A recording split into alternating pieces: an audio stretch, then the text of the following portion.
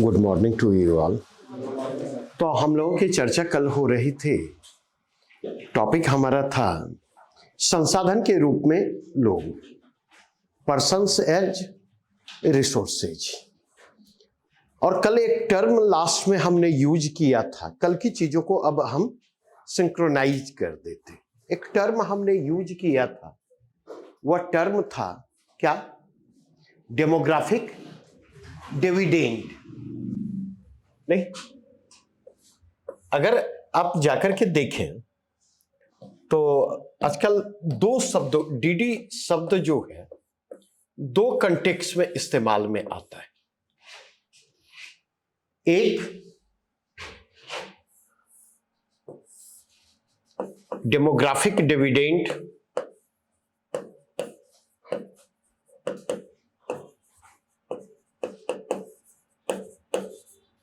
हिंदी में इसको कहते जनांकिकीय लाभांश।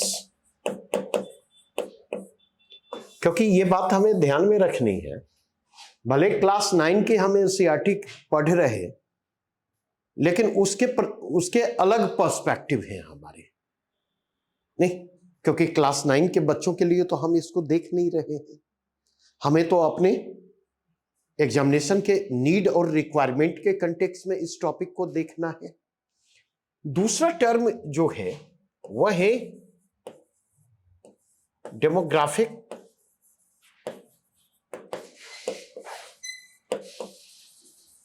डिजास्टर।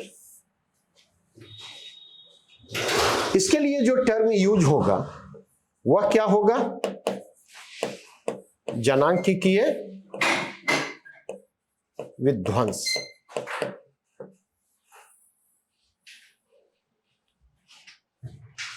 कल जब हमारी चर्चा हो रही थी तो जनांकिकीय लाभांश को हमने किन रूपों में परिभाषित किया था? उसका कंटेक्स्ट क्या था? गौर करें, याद करें। हमने यह कहा था कि अगर वर्किंग एज ग्रुप पॉपुलेशन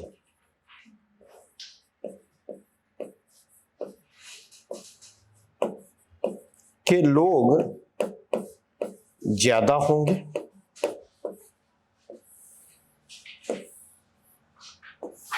तो यह स्थिति क्या कहलाएगी? नहीं, यह जनांकिकीय लाभांश की स्थिति कहलाएगी। नहीं, और वर्किंग एज ग्रुप को हमने क्या डिफाइन किया था इंडिया के कंटेक्स्ट में? 15 to 59, ये आयु समूह। हम इंडिया के कंटेक्स्ट में चर्चा कर रहे हैं इसलिए यहीं पर, लेकिन ये ध्यान रखेंगे प्रारंभिक परीक्षा में आईएमएफ के रेफरेंस से भी प्रश्न पूछा जा सकता, तो बड़ा क्लियर इसमें रहना है कि प्रश्न क्या पूछा जा रहा है। तो अब अगर हम जाकर के देखें वर्किंग एज ग्रुप के लोग ज्यादा हैं तो उसका सीधा सा मतलब है कमाने वाले लोग क्या हैं?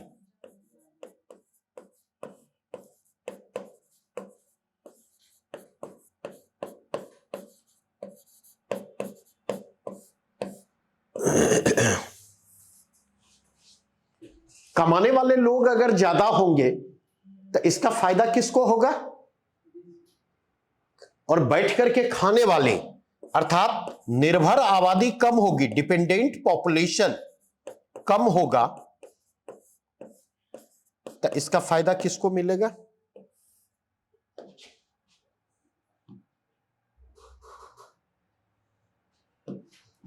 नहीं, तो इसका फायदा मिलेगा नंबर 1 इंडिविजुअल को, इसका फायदा मिलेगा परिवार को,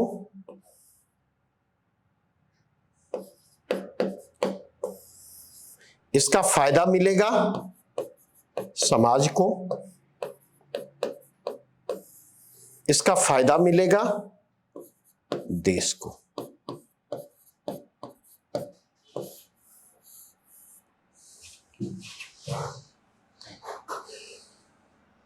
नहीं, अगर हम जाकर के देखें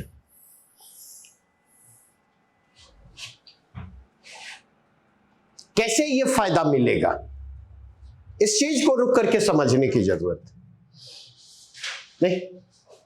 तो सिंपल सी चीज है, आय क्या होगी, आय अधिक, इनकम अधिक होगा, इनकम अधिक होगा तो क्वालिटी ऑफ लाइफ क्या होगा,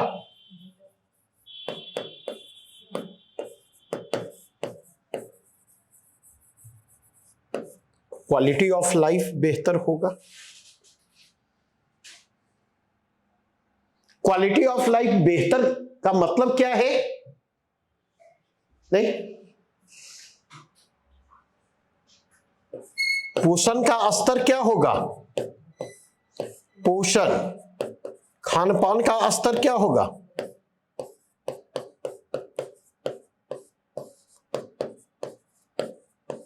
बेहतर होगा। स्वास्थ्य सुविधाओं तक पहुंच, एक तो स्वास्थ्य बेहतर होगा, अगर फूड और न्यूट्रिशन सिक्योरिटी है, खाद्य एवं पोषण सुरक्षा की स्थिति है, तो ऑब्वियसली आदमी क्या होंगे, हेल्दी होंगे, नहीं, स्वस्थ होंगे, बीमार कम पड़ेंगे, नहीं। अगर इसके कंटेक्स्ट में देखें, स्वास्थ्य सुविधाओं तक पहुंच क्या होगी,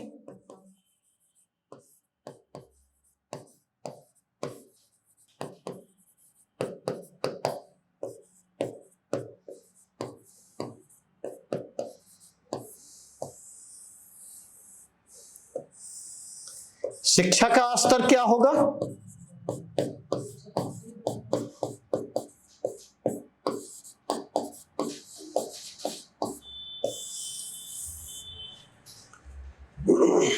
नहीं। तो अगर ये चीजें होती हैं तो इसका इंपैक्ट क्या होगा, इसका प्रभाव क्या होगा,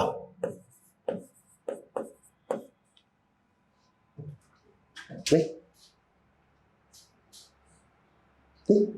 श्रम बल की उपलब्धता पर, लेबर फोर्स की उपलब्धता पर क्या असर पड़ेगा,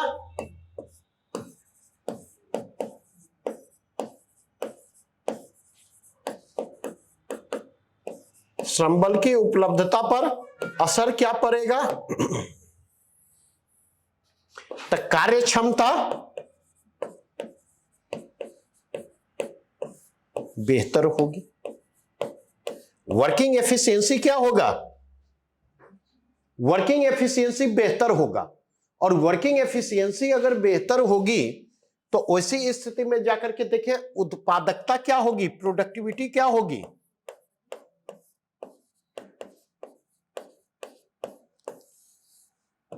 इकोनॉमिक ग्रोथ पर क्या असर पड़ेगा, economic growth and economic development पर असर क्या पड़ेगा, पॉजिटिव असर पड़ेगा।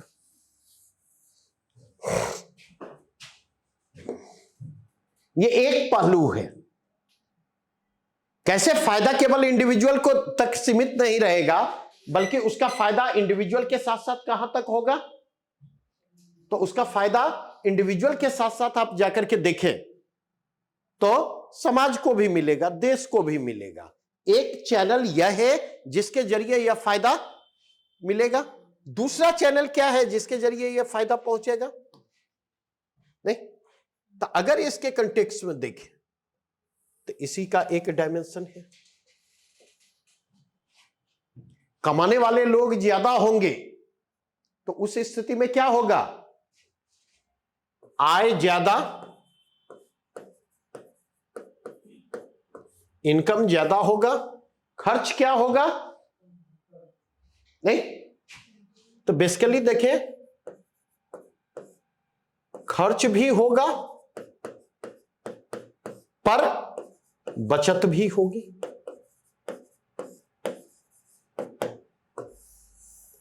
इनकम अगर ज्यादा हो तो एक्सपेंडिचर भी बढ़ेगा, नहीं। लेकिन एट द सेम टाइम देखें, या तो एक्सपेंडिचर बढ़ेगा या सेविंग बढ़ेगी, नहीं। अगर एक्सपेंडिचर बढ़ता है खर्च बढ़ने की स्थिति में क्या होगा?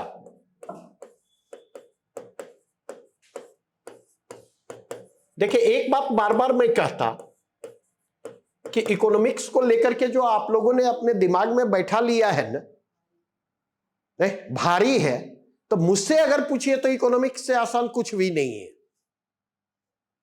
बस आवश्यकता है दो चीजें हो, बेसिक अंडरस्टैंडिंग आपके पास हो और लॉजिकल रीजनिंग आपके पास हो, जिसके सहारे चीजों को लिंकअप आप कर सके और लिंकअप करते हुए आगे बढ़ सके। जोड़ना होगा चीजों को। और इसलिए मैं कहता हूं कि पृथ्वी गोल दो ही जगह है, भूगोल में और इकोनॉमिक्स में। जिस दिन इकोनॉमिक्स में भी पृथ्वी गोल है समझ में बात आ गई, जहां से चर्चा आपने शुरू की है, जब चर्चा समाप्त होगी तो पूरा सर्किल पूरा करते हुए फिर वहीं पर जिस दिन आने लगे, समझ जाइए उस दिन इकोनॉमी में आपको किसी सर्विस की जरूरत नहीं रही। Just believe me. हां, लेकिन उसके लिए कंटिन्यूटी की जरूरत होगी, उसके लिए कंटिन्यूटी की जरूरत होगी, उसके लिए सिंसियरिटी की जरूरत होगी। केवल आपके सामने चीजों को रख रहा हूं, चैप्टर आप आज पढ़ के आए होंगे, ये मैं आपसे उम्मीद करता। अब खर्च बढ़ने की स्थिति में क्या होगी? बाजार का विस्तार होगा, बाजार बढ़ेगा। क्यों? क्योंकि मांग क्या होगी? मांग बढ़ेगी। मांग बढ़ाने के लिए क्या करना होगा? डिमांड को बढ़ाने के लिए क्या करना होगा?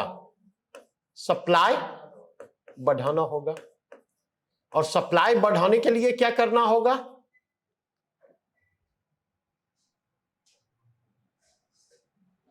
सप्लाई बढ़ाने के लिए क्या करना होगा? तो उत्पादन, प्रोडक्शन क्या करना होगा?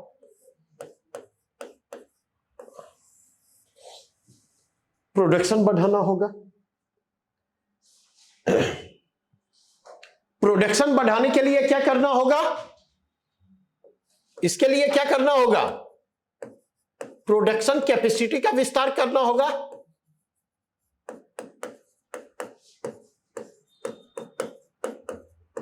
और उत्पादन क्षमता के विस्तार के लिए किसकी जरूरत होगी? Needs investment. अगर प्रोडक्शन कैपेसिटी का विस्तार करना है तो इसके लिए निवेश बढ़ाना होगा या नहीं?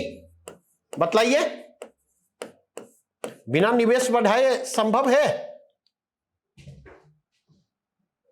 अब अगर आप आकर के देखें पैसा कहां से आएगा, तो मैंने पहले कहा कि अगर आय ज्यादा होगी तो खर्च भी ज्यादा होगा और बचत की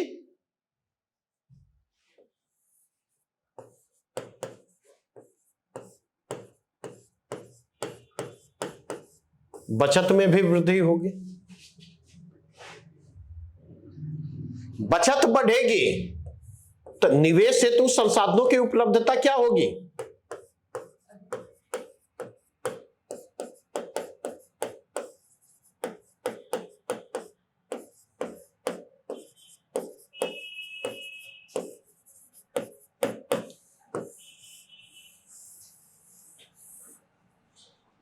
नहीं। और यहां पर आकर के आप देखें चीजें लिंकअप कर गई, या निवेश लेकर के या बचत लेके यहां जाएगा और या बचत के लिए यहां आएगा। गोल हो गया।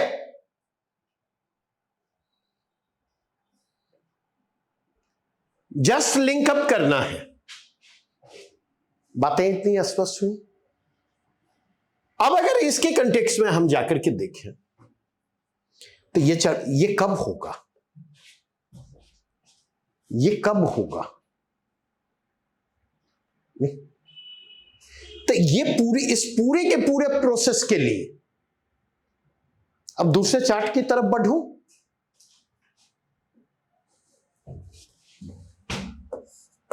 डेमोग्राफिक डिविडेंड जो जनांकिकीय लाभांश है,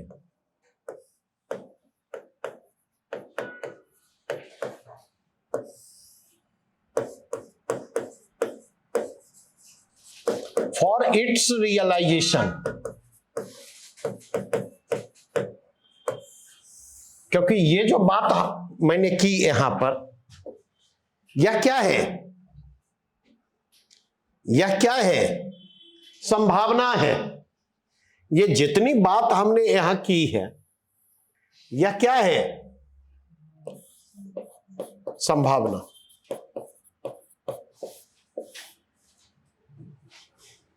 संभावना है मतलब यह रियलिटी में तब्दील हो भी सकती है और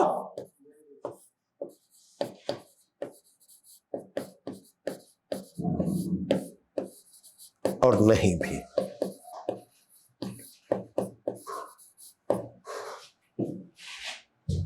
नहीं तो सवाल यह उठता, यह रियलिटी में कब तब्दील होगी संभावना।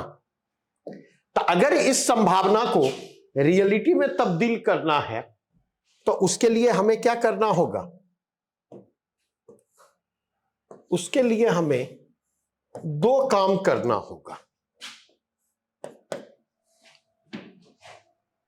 पहला काम क्या करना होगा, पहला काम हमें करना होगा पॉपुलेशन को किसमें तब्दील करना, मानव संसाधन या मानव पूंजी में तब्दील करना।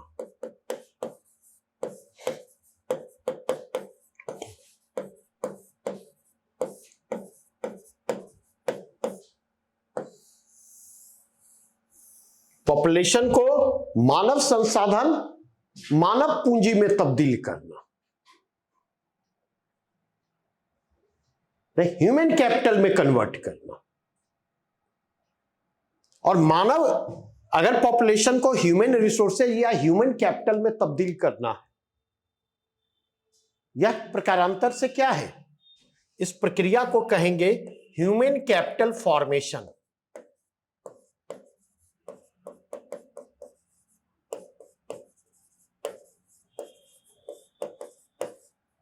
हिंदी में इसको क्या कहेंगे, मानव पूंजी निर्माण। हिंदी में इसको कहेंगे मानव पूंजी निर्माण। इसके लिए किसकी आवश्यकता होगी, इट नीड्स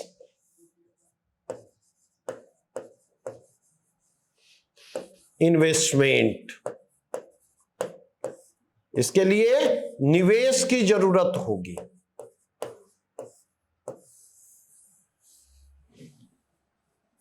बिना इन्वेस्टमेंट के पॉपुलेशन को ह्यूमन रिसोर्सेज में कन्वर्ट नहीं किया जा सकता। हमेशा इस बात को ध्यान रखें।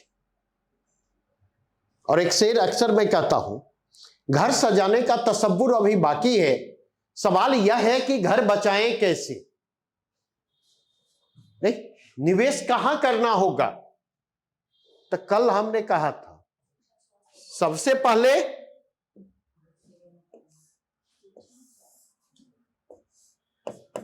पहले स्वास्थ्य,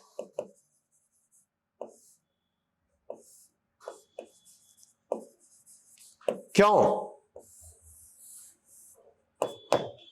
क्योंकि health is wealth, health is wealth. फिर शिक्षा,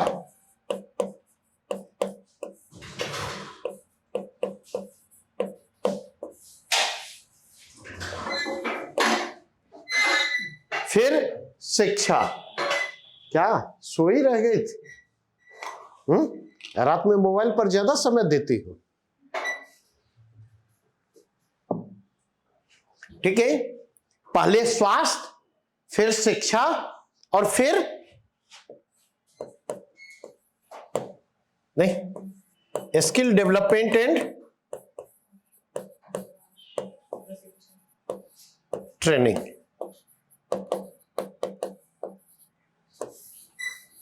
जिसको हम कहते हैं कौशल विकास एवं प्रशिक्षण।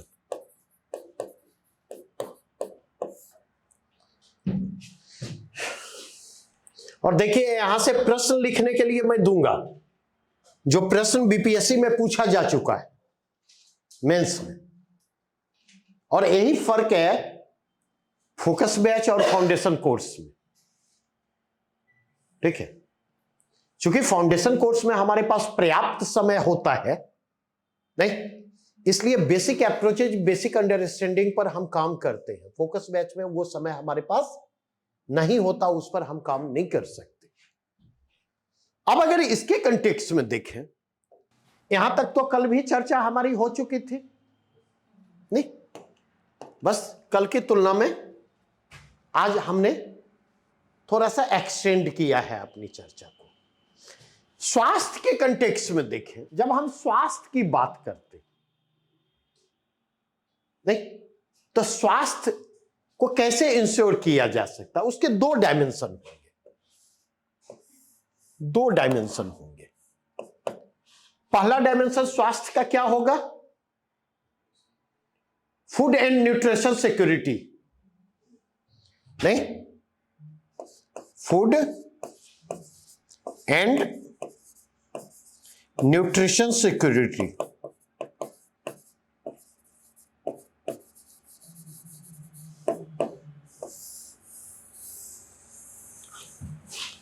खाद्य एवं पोषण सुरक्षा।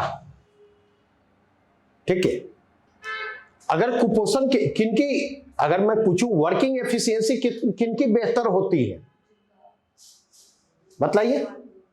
जिनका खान पान बेहतर होता है या जिनका खान पान कमतर होता है? जिनका बेहतर होता है। जैसे अगर आप देखें, जब एग्जाम करीब आता तो मेहनत कम करने की जरूरत होती है या ज्यादा? मेहनत ज्यादा करने की जरूरत होती है। तो गार्जियन भी घर से क्या कहेंगे, दूध ले लिया करो, पैसे की चिंता मत करो, थोड़ा फ्रूट्स वगैरह रखा करो, कहते हैं या नहीं? क्यों? क्योंकि वहां पर ज्यादा मेहनत करेंगे तो इंटेक की ज्यादा जरूरत होगी, इंटेक की ज्यादा जरूरत, अगर इंटेक नहीं देंगे तो धीरे धीरे कमजोरी, आंखों के आगे जो है धुंधलापन छाएगा, अंधेरा छाने लगेगा नहीं, चक्कर आने लगेगा, ये तमाम सिम्टम जो है। तब पता चला कि आए थे हरिभजन को ओटल लगे कपाए। तो फूड और nutrition security, prevention is better than cure. और दूसरा किस चीज की जरूरत है? दूसरी जरूरत है स्वास्थ्य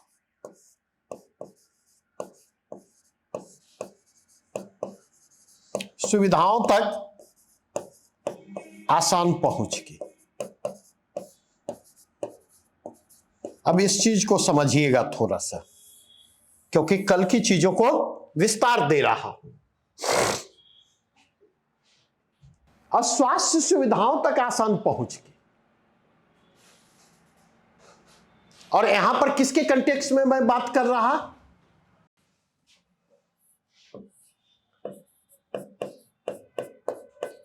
मात्रात्मक संदर्भ भी है और गुणात्मक संदर्भ भी।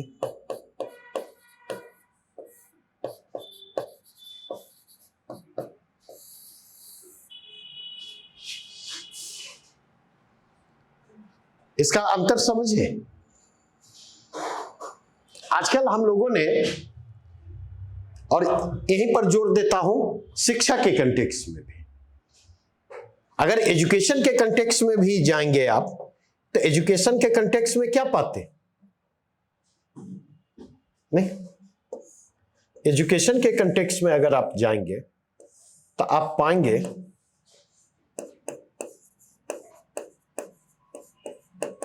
क्वांटिटी ऑफ एजुकेशन,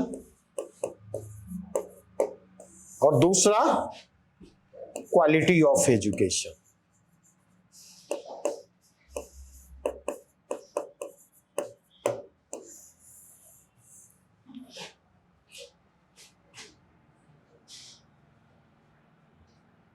नहीं, यहां पर जब गुणात्मक संदर्भ की बात कर रहे हैं तो गुणात्मक संदर्भ क्या है? Quality of health services.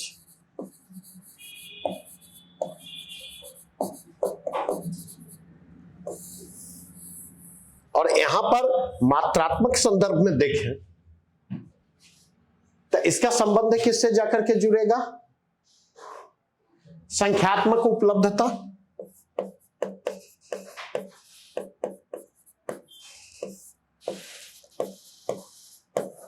अब थोड़ा सा समझिएगा।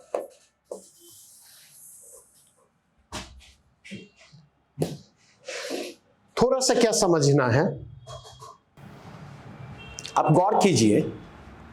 हमारी सरकार एजुकेशन और हेल्थ पर काम कर रही है या नहीं कर रही? कर रही है। नहीं, आप अगर देखें वोट का समय आ रहा है, नहीं, आप सबको नहीं प्रधानमंत्री आयुष के जरिए 5-5 लाख रुपए के मेडिक्लेम की फैसिलिटी उपलब्ध करवाई गई। एक कार्ड आपके पॉकेट में है, नहीं, आपके हेल्थ की समस्या का तो समाधान हो गया। क्या? क्यों? क्योंकि मेडिक्लेम का कार्ड आपके पॉकेट में है। तब क्या दिक्कत है? अस्पताल भी तो होना चाहिए। क्या? अस्पताल भी तो होना चाहिए। तो अस्पताल नहीं है, लेकिन पॉपुलेशन के डिमांड के अनुसार। अब दो चीजें हैं, इस चीज को समझिए। अस्पताल होने चाहिए, अस्पताल में फिजिकल इंफ्रास्ट्रक्चर होने चाहिए, इक्विपमेंट होने चाहिए, नहीं, डॉक्टर्स होने चाहिए, नर्सेज होने चाहिए, नहीं। सवाल है सबको हमने कार्ड दे दिया, 5 लाख का हेल्थ इंश्योरेंस उपलब्ध करवा दिया, नहीं, और जो हेल्थ इंफ्रास्ट्रक्चर है, हेल्थ इंफ्रास्ट्रक्चर का डेवलपमेंट ही नहीं हुआ, हेल्थ इंफ्रास्ट्रक्चर को एक्सपेंड ही हमने नहीं किया, और जो कुछ हेल्थ इंफ्रास्ट्रक्चर को हमने एक्सपेंड किया तो जगह जगह बिल्डिंगें खड़ी कर दी। ठीक है, जगह जगह जो है हमने फिजिकल इंफ्रास्ट्रक्चर जो हेल्थ का है उसको भी उपलब्ध करवा दिया, मशीनें भी ला करके रख दी, नहीं। अब सवाल उठता कि बिल्डिंग बनवा देंगे, मशीनें ला करके रख देंगे, स्कूल की बिल्डिंग बनवा देंगे, स्कूल में बेंच डेस्क स्मार्ट बोर्ड ला करके रख देंगे, कंप्यूटर रख देंगे, क्या इससे क्वालिटी एजुकेशन मिल जाएगा और क्वालिटी हेल्थ सर्विसेज मिल जाएगा? अगर क्वालिटी एजुकेशन को उपलब्ध करवाना है, अगर क्वालिटी हेल्थ सर्विसेज को उपलब्ध करवाना है, तो उसके लिए क्वालिटी ह्यूमन रिसोर्सेज भी उपलब्ध करवानी होगी। बिना क्वालिटी ह्यूमन रिसोर्सेज को उपलब्ध करवाए मतलब अच्छे डॉक्टर्स उपलब्ध करवाने होंगे, अच्छे नर्सेज उपलब्ध करवाने होंगे, अच्छे टीचर्स उपलब्ध करवाने होंगे। कोविड के समय जाकर के देखिए क्या हुआ, सबके पास आयुष कार्ड था, नहीं, और कार्ड पॉकेट में रखे रखे मर गए लोग या नहीं मरे?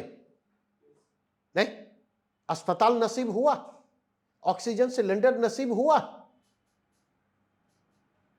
और कई हॉस्पिटल थे, सरकारी अस्पताल बिहार की बात कर रहा हूं, जहां पर इक्विपमेंट उपलब्ध थे, जहां पर वेंटिलेटर उपलब्ध थे, जहां पर अदर मशीन उपलब्ध थे, लेकिन ऑपरेटर उपलब्ध नहीं थे। उपलब्धता तो 3 साल 4 साल पहले से थी, लेकिन ऑपरेटर की उपलब्धता नहीं है। पता चला इक्विपमेंट आ गए और परे परे जंग लग रहे हैं। बातें ये समझ में आई या नहीं? हमने हेल्थ इंश्योरेंस उपलब्ध करवा दिया, हेल्थ इंश्योरेंस जो उपलब्ध करवाया, अगर हम उसी में प्रोविजन ओपीडी की सुविधा उपलब्ध करवा देते, किसी को सर्दी हुई, किसी को खांसी हुई, किसी को जुकाम हुआ, जहां पर हॉस्पिटलाइजेशन की जरूरत नहीं है, नहीं, वो डॉक्टर से कंसल्ट करें, वहां पर जाकर के डॉक्टर उसे दवा उपलब्ध करवा दे, ये बेहतर होता या वो कार्ड उपलब्ध करवाना बेहतर है? बतलाइए। हम लोग जो है हॉस्पिटल में कितनी बार भर्ती होते हैं साल भर में, और जब हॉस्पिटल में भर्ती ही नहीं होते हैं तो उस कार्ड की जरूरत क्या है? बताइए। हमारा तो ज्यादा काम जो है केमिस्ट से चल जाता है। माथा दर्द हो रहा है तो कहेंगे सेरिडोन दे दीजिए, डिस्प्रिन दे दीजिए। होता है या नहीं होता है? नहीं। वहां से जब चीजें अनकंट्रोल लगती हैं तब हिम्मत जुटा के डॉक्टर के पास जाते हैं। और डॉक्टरों में भी देखेंगे, डॉक्टरों में भरमार भारत में 90% प्लस ऐसे डॉक्टर मिलेंगे, 90% प्लस ऐसे डॉक्टर मिलेंगे जिनको आप झोला छाप कह सकते नहीं, जिनको बीमारी का पता नहीं होता। अगर इलाज करना है तो दो चीजों की जरूरत होगी, एगो स्लाइन चढ़ाना आता है उनको, स्लाइन चढ़ाएंगे, और दूसरा काम उनका क्या होता है, एंटीबायोटिक दे देंगे हर चीज में। अगर इन दो चीजों को छोड़ करके इलाज करने के लिए कहा जाए तो वो इलाज नहीं कर सकते। और आप इस चीज को समझें कि कहीं ना कहीं जो है ये एक हमारा मेजर कंसर्न है, क्योंकि इसके कारण हमारी फिजिकल कैपेबिलिटी प्रभावित हो रही है, शारीरिक क्षमता पर इसका प्रतिकूल असर पड़ रहा है। नहीं। अब अगर यहां से आगे बढ़े, अच्छा इसमें भी थोड़ा सा देखें, महिलाओं और पुरुषों का फर्क यहां पर भी मौजूद है या नहीं? पॉपुलेशन में आधी आबादी हम कहते हैं, एग्जैक्ट वो आधी तो है नहीं, है वो कितनी है, 48-49% के आसपास है, प्लस माइनस। ठीक है, तो वो जो आबादी है अगर आप जाकर के देखें तो कि उसके फूड और न्यूट्रिशन सिक्योरिटी की क्या स्थिति है? भरपेट खाती है? कितना रोटी खाती हो? 2। अब अंदाजा लगा लो, और कितनी बार? हाँ, एक बार मतलब अच्छा, रात में एक बार, और दिन में 2 बार। तो समझिए ये 6 रोटी में क्या होगा, या इक्विवेलेंट राइस में क्या होगा? नहीं, चेहरे पर तो 12 बजेंगे ही, जैसे मौसम के बजते रहते हैं। नहीं, तो हम इस चीज को समझने की कोशिश करें। अवेलेबिलिटी, फूड की अवेलेबिलिटी भी जो है मेल फीमेल के कंटेक्स्ट में अलग अलग है, फूड हैबिट भी अलग अलग है, पैटर्न भी अलग अलग है। नहीं, जबकि अगर उस कंटेक्स्ट में जाकर के देखें तो महिलाओं को ज्यादा जरूरत है उसकी। ठीक उसी प्रकार आप जाकर के देखें, मेडिकल फैसिलिटी की बात करें, नहीं, मेडिकल फैसिलिटी आसान नहीं है। डॉक्टर के पास हम मुश्किल से जाते जब कोई विकल्प नहीं बचता, और इसका असर हमारी एफिशिएंसी पर पड़ता है। और हमेशा ध्यान रखें, फ्रेश आइडिया के लिए माइंड का फ्रेश होना जरूरी है। फ्रेश माइंड ही फ्रेश आइडिया जनरेट कर सकता। ठीक है, और माइंड के फ्रेशनेस के लिए बॉडी का फ्रेशनेस जरूरी है। बॉडी के फ्रेशनेस का मतलब शारीरिक रूप से आप स्वस्थ हो, शारीरिक रूप से आप स्वस्थ, शारीरिक रूप से स्वस्थ नहीं होंगे तो बॉडी भी जो है अनमना सा व्यवहार करेगा, अनमना सा व्यवहार करेगा, दिमाग भी अनमना सा व्यवहार करेगा, और इसका एडवर्स इंपैक्ट आपकी वर्किंग एफिशिएंसी पर पड़ेगा। एजुकेशन के कंटेक्स्ट में जाकर के देखें, इस चीज को समझने की कोशिश करें, क्योंकि हमें दूसरे टर्म पर पहुंचना है, और वो टर्म क्या है? Demographic disaster. इस पर हमें पहुंचना है। तो अगर इसके कंटेक्स्ट में जाकर के देखें, अब एजुकेशन पर जब हम जाते हैं तो मुझे लगता है कश्मीर से लेकर के कन्याकुमारी तक जितनी सरकारें हैं, most neglected aspect of life क्या है? एजुकेशन। सबसे अधिक उपेक्षा एजुकेशन की होती है। इसका एक्सेप्शन,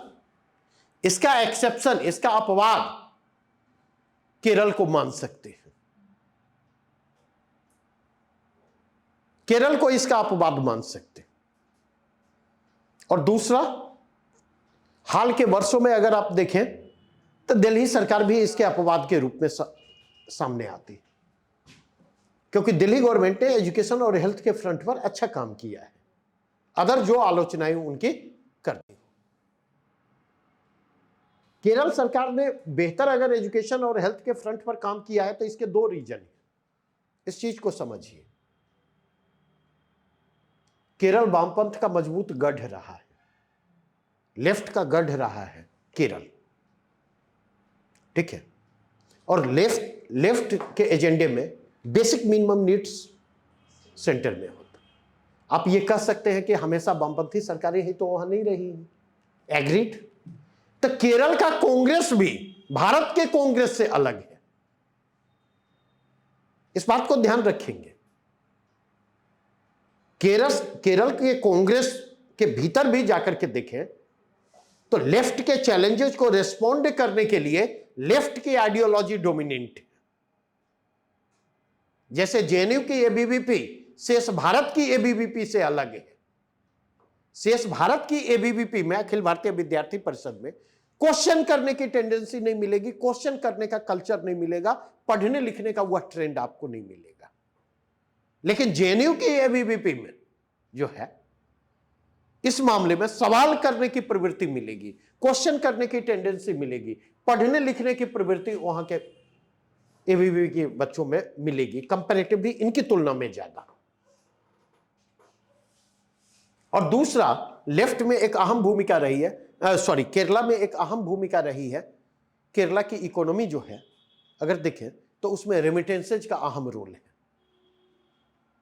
केरल के जो लोग दुनिया के विभिन्न हिस्सों में रह रहे हैं और वहां से जो अपनी कमाई भेजते हैं, इसने केरल के सोशल और इकोनॉमिक ट्रांसफॉर्मेशन में अहम रोल प्ले किया है, सामाजिक आर्थिक रूपांतरण में अहम रोल प्ले किया है। और यही कारण है कि केरल को अगर आप देखें तो भारतीय राज्यों में ह्यूमन डेवलपमेंट के मामले में, मानव विकास के मामले में, जीवन की गुणवत्ता के मामले में, शिक्षा और स्वास्थ्य के मामले में केरल की सरकार कहां है? केरल की सरकार आपको शीर्ष पर दिखाई पड़ेगी। केरल राज्य जो है वह शीर्ष पर दिखाई पड़ेगा, टॉप परफॉर्मर स्टेट में दिखाई पड़ेगा। नहीं, हमारे यहां अगर आप आकर के देखें, बिहार में 2005 से नीतीश जी की सरकार है, और एजुकेशन के क्षेत्र में अगर आप जाकर के देखें तो एजुकेशन के क्षेत्र में पहला अच्छा काम नीतीश जी अभी कर रहे हैं, पहला अच्छा काम, ठीक है। और वह अच्छा काम यह है कि अब तक जो एजुकेशन के लिए किया गया, मान लिया गया कि हम बिल्डिंग बनवा देंगे, काम हो जाएगा। स्कूल का मतलब बिल्डिंग होता है, स्कूल का मतलब फिजिकल इंफ्रास्ट्रक्चर की अवेलेबिलिटी को इंश्योर करना होता है, जबकि स्कूल का यह बहुत छोटा सा पार्ट है। स्कूल का मतलब क्या होता है? स्कूल का मतलब होता है बच्चे, स्कूल का मतलब होता है टीचर। अगर खुले आकाश के नीचे भी बच्चे और टीचर मौजूद हो, लर्निंग एटीट्यूड वाले बच्चे हो और क्वालिफाइड टीचर हो, तो वो खुले आकाश के नीचे वह बेहतर स्कूल होगा। हमारी गुरुकुल की व्यवस्था क्या थी? नहीं, लेकिन अगर आप जाकर के देखें, नहीं तो इसके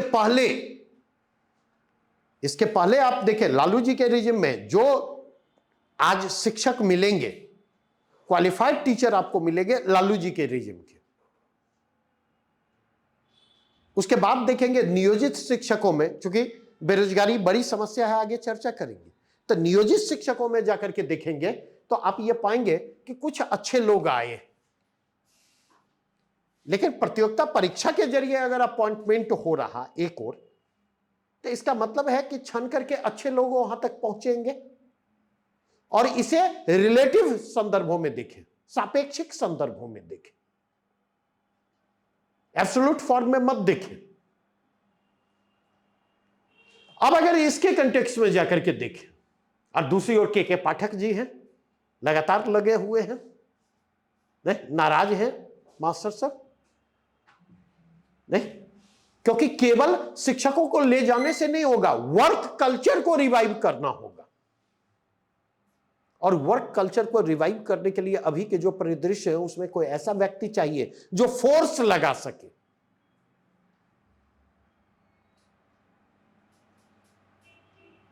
और इसके पीछे भी रीजन है। इसके पीछे रीजन यह है कि राजनीतिक दलों को लगता है कि अगर एजुकेटेड लोग हो गए तो जैसे मतदाता को हम गाय भेड़ बकरी की तरह हाँकते हैं उस तरह हाँक नहीं सकेंगे, वोट बैंक की तरह उनका इस्तेमाल नहीं कर सकेंगे। इसलिए अवेयर वोटर किसी को नहीं चाहिए, एजुकेटेड वोटर किसी को नहीं चाहिए। नहीं, जिस अरविंद केजरीवाल जी का वोटर मतलब एजुकेटेड क्लास का रुझान उनकी ओर ज्यादा था, नहीं, उस अरविंद केजरीवाल जी ने भी जब चुनावी राजनीति की बात आई तो अपने एजुकेटेड मतदाताओं को एक ही लाठी से हाँकने की कोशिश की, वो भी एक ही लाठी से हाँकना चाहते। यह उनका पैराडॉक्स है। तो इतनी बातें समझ में आई नहीं? तो इसका असर किस पर पड़ेगा? इसका संबंध मैंने क्या कहा था?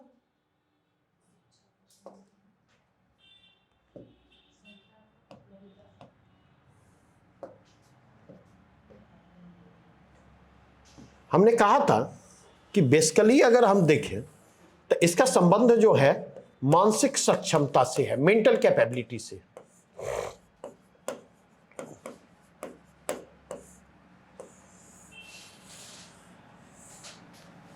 और इसका संबंध किससे जाकर जुड़ेगा?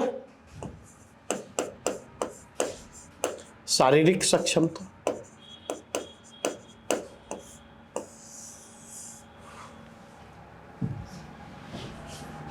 अब तीसरा शब्द क्या था? कौशल विकास और प्रशिक्षण। अब यहां पर क्या है समझिए। नहीं, आज अगर कोई ये कहने के लिए आवे नहीं कि आप टीचिंग से जुड़े हुए हैं, आइए आपको ट्रेनिंग मैं देता हूं, तो मुझे कैसा लगेगा बताइए? अगर कोई 30 साल 35 साल का बच्चा आकर के कहता है कि आइए मैं आपको ट्रेनिंग देता हूं, कैसा महसूस करूंगा बताइए? ईगो आहत होगा नहीं? और पहला रिएक्शन होगा कि पिछले 21 साल से मैं यही काम कर रहा हूं, अब ये हमको सिखाएंगे। ठीक है, बेसिकली अगर आप देखें तो हमारा माइंडसेट जो है स्किल डेवलपमेंट एंड ट्रेनिंग के एप्रोप्रिएट नहीं है, एक रेसिस्टेंस है, लर्निंग एप्टीट्यूड हम में नहीं है। हम एक सामान्य सी बात नहीं समझ पाते हैं कि जो स्किल है वो कोई स्टैटिक कॉन्सेप्ट नहीं है। स्किल डेवलपमेंट की संकल्पना जो है एक डायनामिक संकल्पना है, और चूंकि यह डायनामिक संकल्पना है तो आपको लगातार खुद को क्या करना होता है? अपग्रेड करना होता, अप स्किलिंग करना होता। अगर आप स्किलिंग नहीं करेंगे तो धीरे धीरे क्या होगा? इररिलेवेंट होते चले जाएंगे। नहीं, तो एक अप स्किलिंग की जरूरत यहां पर होती है अगर इसके कंटेक्स्ट में बात करो।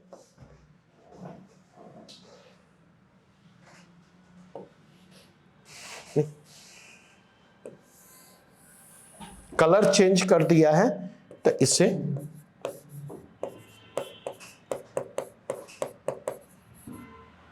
अप स्किलिंग की जरूरत।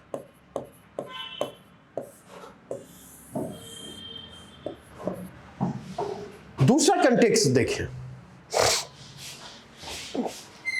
स्किल डेवलपमेंट जो है एंड ट्रेनिंग प्रोग्राम जो हमारा पूरा का पूरा है वह क्या है? डीलिंक्ड फ्रॉम मार्केट।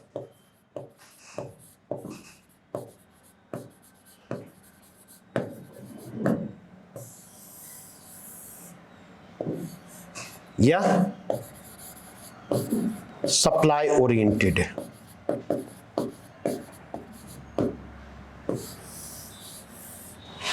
अब इस चीज को समझिएगा। अब आप खुद सोच करके देखिए, स्किल डेवलपमेंट एंड ट्रेनिंग का प्रोग्राम कैसा होना चाहिए? स्किल डेवलपमेंट एंड ट्रेनिंग का प्रोग्राम ऐसा होना चाहिए जो मतलब जिसकी उपयोगिता हो, जो बाजार की जरूरतों के अनुरूप हो। नहीं, क्योंकि स्किल डेवलप करके क्या हो जाएगा, यदि हम उसका इस्तेमाल नहीं कर पाएंगे कोई फायदा होगा नहीं। और अगर वह उसका इस्तेमाल नहीं कर पाएंगे तो वह वेस्टेज ऑफ टाइम है, वेस्टेज ऑफ एनर्जी है, वेस्टेज ऑफ रिसोर्सेज है। तीनों फॉर्म आप जाकर के देखें। तो अब अगर इसके कंटेक्स्ट में आप जाकर के समझे तो आप क्या पाएंगे? तो जब आप इसके कंटेक्स्ट में जाकर के देखेंगे तो आप यह पाएंगे कि अभी जो हमारा पूरा का पूरा स्किल डेवलपमेंट एंड ट्रेनिंग का स्ट्रक्चर है, वह स्ट्रक्चर जो है वह फॉल्टी है। फॉल्टी किस कंटेक्स्ट में है? वह डिमांड ओरिएंटेड नहीं है, बाजार के साथ उसका कनेक्ट नहीं है, उसे नहीं पता है कि बाजार में किस स्किल की जरूरत है, नीड और रिक्वायरमेंट है, किस तरह के स्किल्ड लेबर का हम सप्लाई करें, स्किल डेवलपमेंट प्रोग्राम को किस तरह हम डिजाइन करें कि उस स्किल के डिमांड को फुलफिल किया जा सके। हम करते क्या है, हमारे पास स्किल डेवलपमेंट एंड ट्रेनिंग का जो स्ट्रक्चर है उस हिसाब से हम तैयार कर देते, जरूरत हो तब भी, ना जरूरत हो तब भी कागजी खाना पूर्ति हमने कर दी। और कागजी खाना पूर्ति अगर हमने कर दी तो वहां से समस्या। तो एक कंटेक्स्ट यह हो गया। दूसरा कंटेक्स्ट अगर आप जाकर के देखें तो वह क्या है? तो वह यह है कि चूंकि यह डिमांड ओरिएंटेड नहीं है, सप्लाई ओरिएंटेड है, इसलिए समस्या वहां पर भी उभर करके सामने आती। Skill development and training programme का जो बेनिफिट मिलना चाहिए वो बेनिफिट नहीं मिल पाता है। एंड अपार्ट फ्रॉम दैट, अगर मैं बात करूं, नहीं,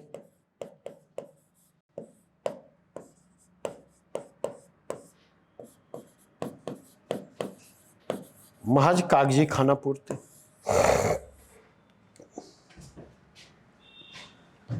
ये जो केंद्र सरकार और राज्य सरकारों के द्वारा skill development and training programme चलाए जा रहे हैं, उस skill development and training programme के लिमिटेशन क्या है?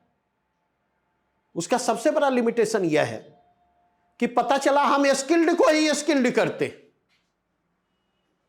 पकड़ करके ले आते, खाना पूर्ति करते और एक सर्टिफिकेट इशू कर देते, इनके पास ये स्किल है। हर जगह, एक जगह की बात नहीं कर रहा हूं, नहीं। ऐसे skill development and training programme के जरिए आप कागजी शेर बन सकते हैं। ऐसे skill development and training programme के जरिए आप यह क्लेम कर सकते हैं कि हम इतने लोगों को हमने स्किल्ड किया। यह दावा किया जा सकता है कागजों पर। जब वह दावा व्यवहारिक धरातल पर जाएगा वहां पर क्या होगा? टाटाई फिश नहीं। तो यहां पर हमें यह देखना है अब कि क्या वाकई पॉपुलेशन को ह्यूमन रिसोर्सेज में हम तब्दील कर पा रहे हैं, तब्दील करने को लेकर के गंभीर हैं क्या? चाहे एजुकेशन हो, चाहे हेल्थ हो, चाहे skill development and training programme हो, क्या क्वांटिटी के साथ साथ क्वालिटी को वहां पर फोकस कर पाने में समर्थ हैं? क्या हम वहां पर कुछ वैल्यूएबल क्रिएट कर पाने की स्थिति में हैं? यह प्रश्न एक अहम प्रश्न होगा। यह एक पहलू। अब इसका दूसरा पहलू क्या है? तो अगर दूसरे पहलू की तरफ हम जाएं तो हम क्या पाएंगे? अब है, आपने थोड़ी देर के लिए मान लिया कि पॉपुलेशन को हमने ह्यूमन रिसोर्सेज में तब्दील कर दिया। फिजिकल फिटनेस भी बेहतर है सलमान खान की तरह, नहीं? उसके बाद पता चला मेंटल फिटनेस भी जो है किसकी तरफ? अच्छा, मेंटल फिटनेस ना, मेंटल फिटनेस समझे। अब मेंटल फिटनेस में किसका उदाहरण दूं?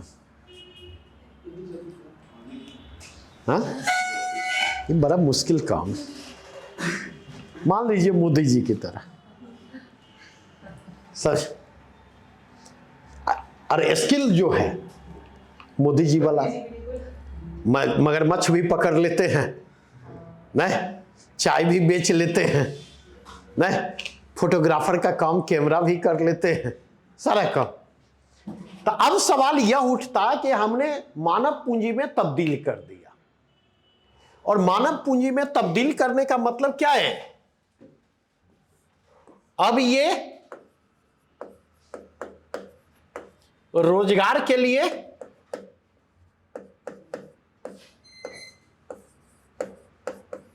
या कंट्रीब्यूट करने के लिए क्या है?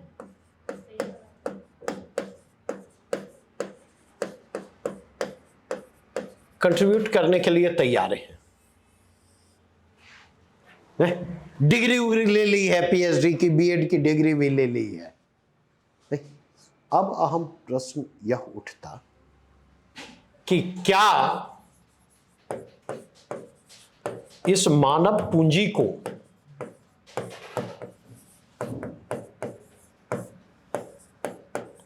इकोनॉमी में समायोजित करने की स्थिति में है?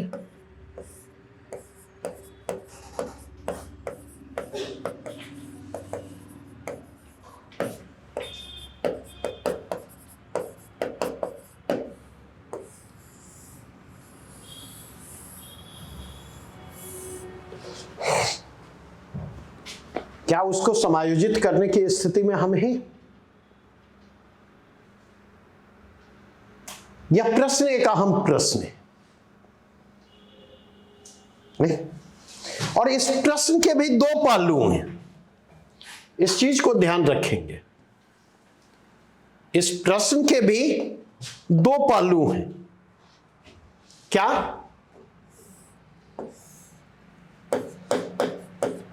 क्या हम रोजगार दे पाने में समर्थ हैं?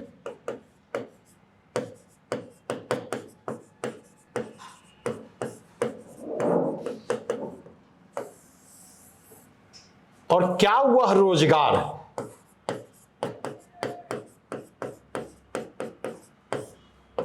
उसकी योग्यता, क्षमता, प्रतिभा और अनुभव के अनुरूप है?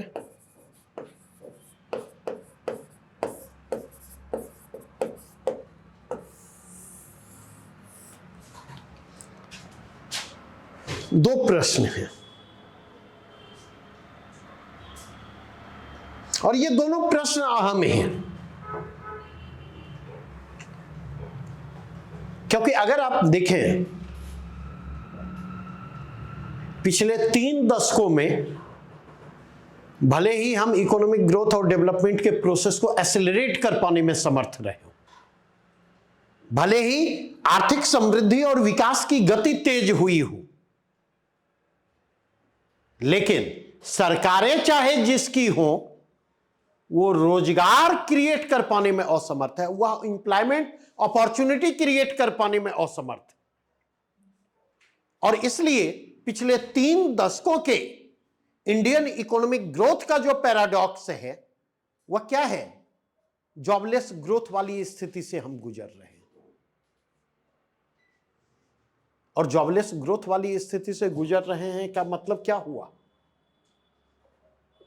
नहीं, एक तो समस्या है कि हम अपने पॉपुलेशन को ह्यूमन रिसोर्सेज में तब्दील कर पाने की स्थिति में नहीं है, ह्यूमन कैपिटल में तब्दील कर पाने की स्थिति में नहीं है, वहां पर समस्या है। और दूसरी समस्या है कि जहां तक हम पॉपुलेशन को ह्यूमन रिसोर्सेज में कन्वर्ट कर पाने की स्थिति में भी है, जहां तक हम पॉपुलेशन को ह्यूमन कैपिटल में कन्वर्ट कर पाने की स्थिति में भी है, वहां पर हम उनके लिए एम्प्लॉयमेंट अपॉर्चुनिटी क्रिएट कर पाने में असमर्थ है। और जहां एम्प्लॉयमेंट है भी, जहां पर रोजगार उन्हें मिल भी रहा है, वह उनकी योग्यता, वह उनकी प्रतिभा, वह उनकी क्षमता, वह उनके अनुभव के अनुरूप नहीं है। अगर बीटेक का डिग्री धारक ग्रुप डी के लिए अप्लाई कर रहा है तो यह वेस्टेज ऑफ एनर्जी है, यह वेस्टेज ऑफ रिसोर्सेज है। और यह समस्या हमारे यहां आ रही है, नहीं? और इसीलिए किसकी चर्चा होती है? अब अगर देखें डेमोग्राफिक डिविडेंड की चर्चा कम होती है और किसकी चर्चा ज्यादा होती है? डेमोग्राफिक डिजास्टर की चर्चा होती है।